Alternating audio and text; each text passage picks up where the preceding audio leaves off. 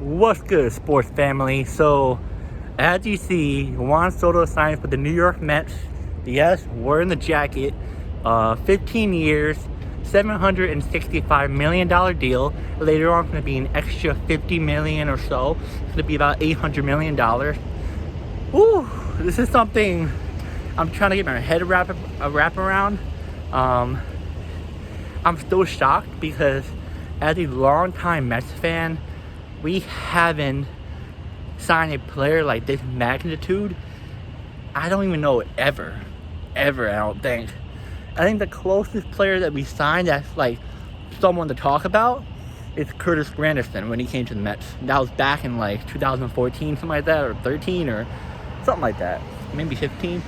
And that was the last somewhat good player that you can be like, wow, that's really good.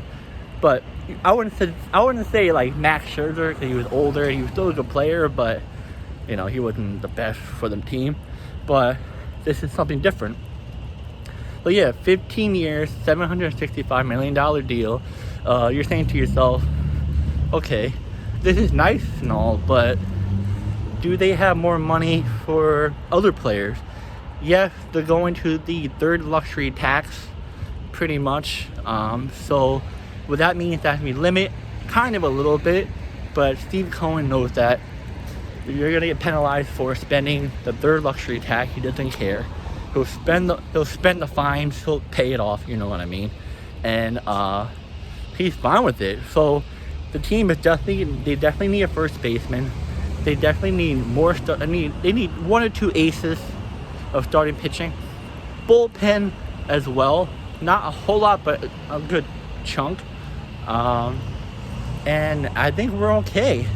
We're not sure if we're going to sign P. Alonso back. I feel like we will. I feel like it's not a problem for Steve. I think Alonso sees that you bring Soto in, he definitely might bring his price down because he wants to be a part of it. And yeah, man, this is really something special because 10, 15 years ago, if you asked me this, the Mets going to get Juan Soto or a generational talent, I would have been like, you're joking. What owner do we have? He spends like crappy players. And look at us now. We have an owner who wants to spend. And you may be thinking to yourself, what made Soto come to the Mets instead of the Yankees? Because you would think he'll go back to the Yankees because not only the history, but the World Series that they went to. You also got fan base who were obsessed with him, and you got many other stuff. But you have to look at the fact that there's two different sides. So the Mets, they have a GM who is really smart at getting players to come, who knows how to fix players, pitching and all that stuff.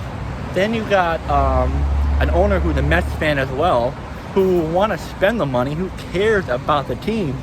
And then you got players who have a really dope personality, who wants to, help each other out, who wants to be the best version of themselves of each. And then,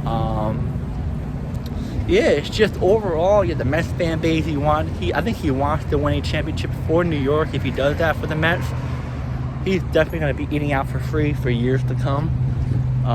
It's insane, man. It really is insane as a Mets fan. I'm really shocked. I became a Mets fan in the early 2001. My first game was in 2002 or something like that. And that was when we had Mike Piazza right before he left. I think that was when we started to get David Wright coming in the system, like 2004. And it was just, I never really saw a signing like this as a Mets fan growing up. But when I forgot to finish about the Yankees part. So the Yankees, as you see for the Yankees, it really isn't, it's a little bit iffy on their part because the owner doesn't really spend as much money as the father did in the past. And then you got the GM who really had to be making really that many smart decisions. You just got rid of half of your farm for Soto to not even get him back. You made a huge risk, which I would have maybe not done in the beginning, but who knows where they would have been before. And then you got players who, yes, good players, but I think he was sick of him, Stanton, and Judge just doing all the work. I don't know. Maybe I'm wrong, but yeah, it's just very interesting how he chose the Mets over the Yankees. I mean, we don't know what really caused him to sign with the Mets. It can be so many things, but I feel like, in my honest opinion, I think it's the contract. I feel like the Mets, yes, is $5 million more than the Yankees, but I think if you look at over time, I think the Yankees didn't want to pay that $800 million extra. They just want to pay that $760 million, and I think the contract wasn't going to be as smart as for Soto's. I think Soto wanted to have a good chunk of change because, as you know, New York State taxes are a lot. Like, if you've seen Jalen Brunson of the Knicks, he got a what was it? I think like a $200-something million deal, or $100-something million deal. And if you see how much money he got taken out of it, it was a lot. It was a lot. And there was so many taxes. You're like, bro, what? What are these taxes? It wasn't like your basic taxes. So, yeah, we don't know. I think it honestly is the money part. I think he's very torn up of where to go, but hey, he's a New York Met, man, and let me know in the comments, what do you guys think about this? Do you think Juan Soto made the right decision to go to the Mets, or he should have stayed with the Yankees, or should have he went to Boston or Toronto or whoever else? I don't know. Let me know in the comments, and see you guys in the video.